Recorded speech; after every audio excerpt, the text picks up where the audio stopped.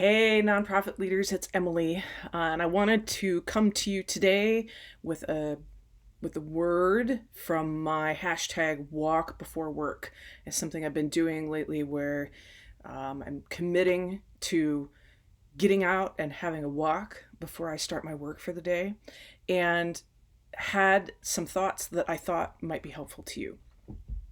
So, I know from not only being a nonprofit leader myself, but also working with so many nonprofit leaders, especially over this last year and a half, that people are feeling a little bit stuck, a lot drained, maybe even burnt out, but are having to keep going.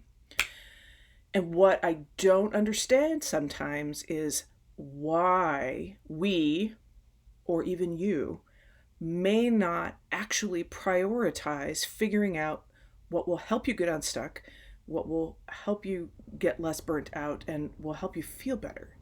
So, I wanted to share some thoughts. So, maybe some of you know, I also have a background in integrative nutrition and wellness.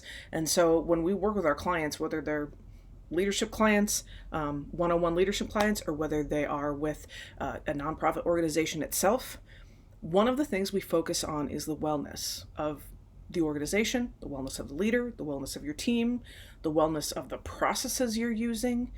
And it's super important to be tuned into that, really tuned into that. So I wanted to break it down super simple because I know there are so many of you nonprofit leaders that want to give your very best to your organization, to the people you serve, to the mission that you have, and especially for yourself, that you are fulfilling that calling, that passion that you have to be in the nonprofit sector. And we are unique, right? What we do is unique in the world. We are here to make an impact, to make a difference, and therefore we should be caring for ourselves. Now, we're not going to go into the fact that there's a whole cultural revolution that needs to happen within the nonprofit sector. Like, we ain't got time for that today.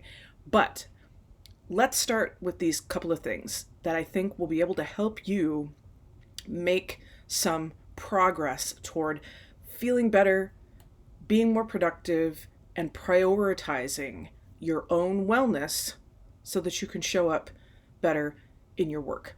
Okay? So, number one is water. I know people have talked about that for years and years and years. Maybe you're even surrounded by people who say, drink more water, but it's true.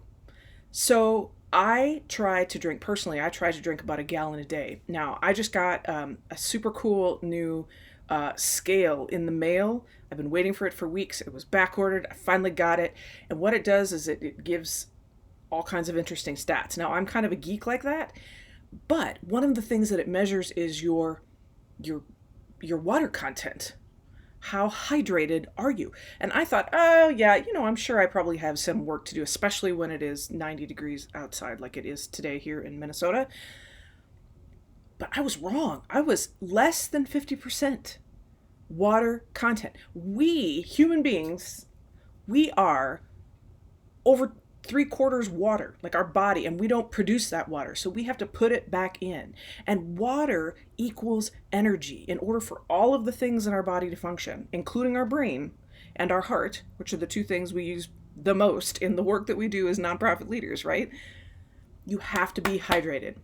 So at this point, I just want to say, if you don't drink a lot of water, you got to make a commitment to do that. You got to make a commitment to do that. And when I was coaching specifically in health and wellness, that's the first thing that I would work with my clients on. Are you hydrated? Because water covers a multitude of sins.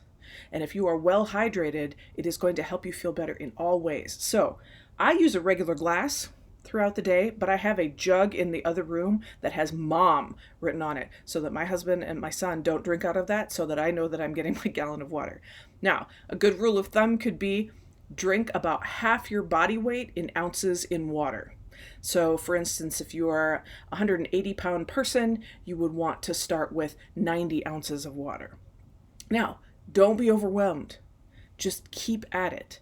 I know people who just don't like regular water. So you could put a little lime juice, a little lemon juice. You could put a couple frozen strawberries. I've done that before, and it kind of flavors the water. You can even get a fancy water bottle that has an insert where you can put frozen fruit, and then it like flavors the water the whole day.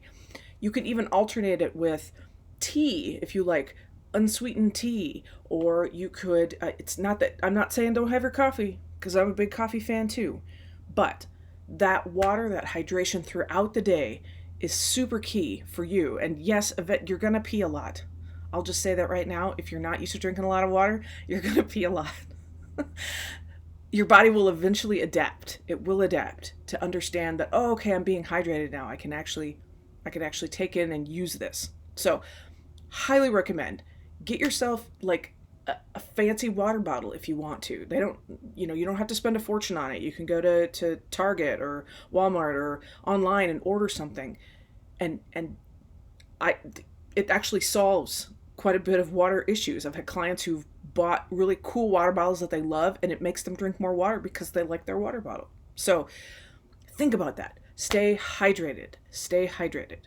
Okay, number 2, move. Now, I'm not challenging you to go out and become an athlete or do CrossFit or run a marathon or anything like that. But if you get yourself out of your work environment and move, and I'm specifically talking about walking. So you could do a squat challenge, you could be working on your push-ups, you could do there's all kinds of like mini things that you can do, but I'm specifically talking about walking. Walking has not only physical benefits, but it has mental and productivity benefits. So when I'm out there walking, I have a little over a 2-mile loop that I do almost every day. And I don't take I take my phone along, but I'm not listening to anything. So I highly encourage, get out of your physical environment. A lot of people have been working from home these days. Get out of your physical environment. Get out of your house, get out of your office. If it's too hot to go outside, or if it's pouring rain, then go somewhere else in the building and walk. And if you have an assistant, let them know.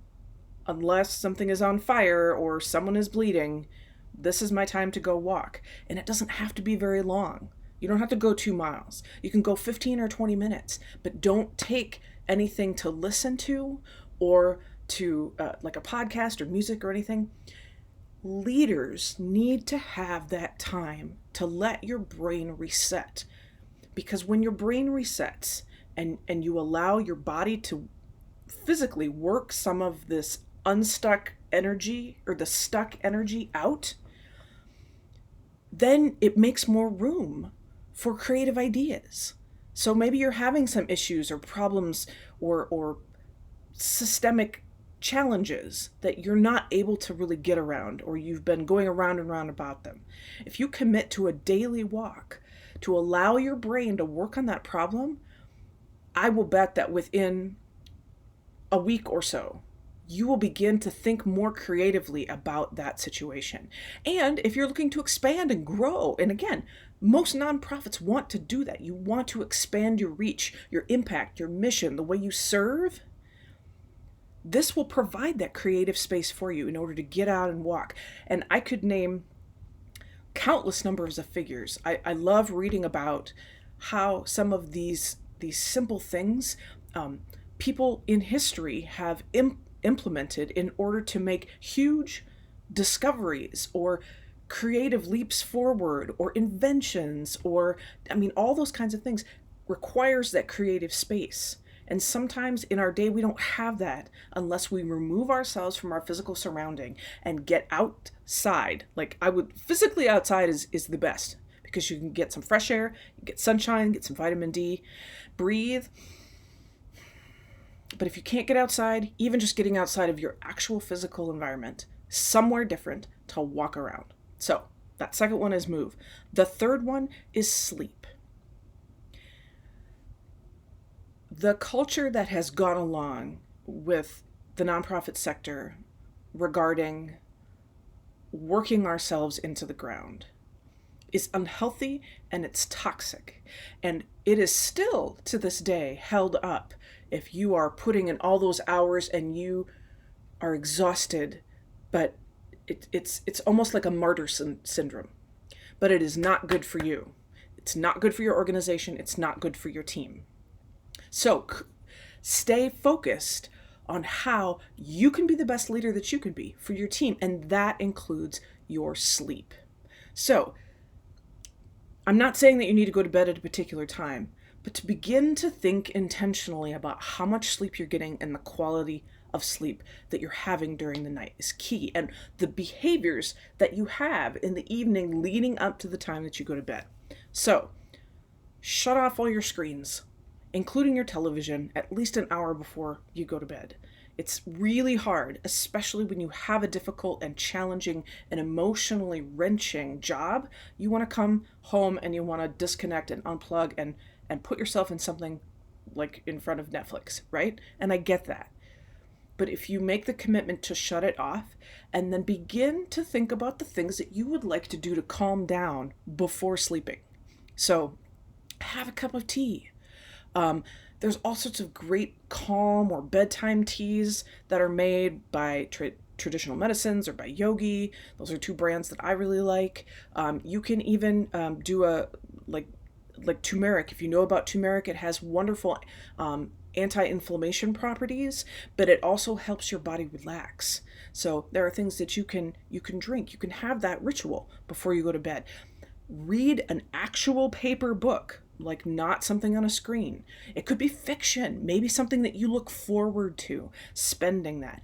Spend some uninterrupted time with your family without screens. If you are a parent of young children, maybe you're still in the reading books to them stage, which is great, not just for them, but for you too, right? To come down off of the screens and the intentional, important work that you're doing.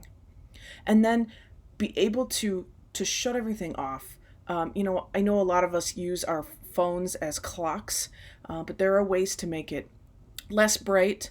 But you can also use apps to track your sleep. I love the Sleep Cycle app. It's a little orange app. I love doing that because that tracks the different behaviors that I have throughout the day and how that affects my sleep. And it allows me to make those changes so that I get better sleep, even if it's on a short night. If I can get quality sleep in a short night by preparing myself for a really good night's sleep, then I'm going to wake up the next day feeling much better and much more ready to get back to the important work, right? So to recap, water. Focus on being hydrated because, again, water covers a multitude of sins. 2, move. Find a dedicated time most days during the week to get out and walk by yourself with no technology attached to yourself and allow your leader brain to breathe and to make new creative space so that you can bring forth all that amazingness that is inside of you. And then 3, sleep. It is so crucial for us to get rest. Our body does so much repair work when we're sleeping so that we can be ready for the next day. Now, doing any of these things once will probably give you a boost of energy. So like today, you could pick one of those things or all of them and do them all today and feel some of the effects. But the real magic comes when you do them day after day after day and have that compound effect of really prioritizing just simple things in order to make yourself better as a leader. And we're not going to be able to fix this lack of self-care and overwork subculture that lurks, sometimes not even lurks, sometimes it's like right up in your face, in the nonprofit sector. But it starts with people like you. It starts with you as a leader taking responsibility for caring for yourself and then allowing your team, allowing those you serve, allowing your board of directors, everybody around you to see what you're doing and that ripple effect can be real. Change can start with you and taking care of your own self so that you can show up well in the work that you have to do. So we would love to connect with you here at E412 Consulting. Whether you are looking for an executive coach for some one-on-one leadership coaching, whether your organization is looking to grow, we would be just honored to have a conversation with you and see how we can help.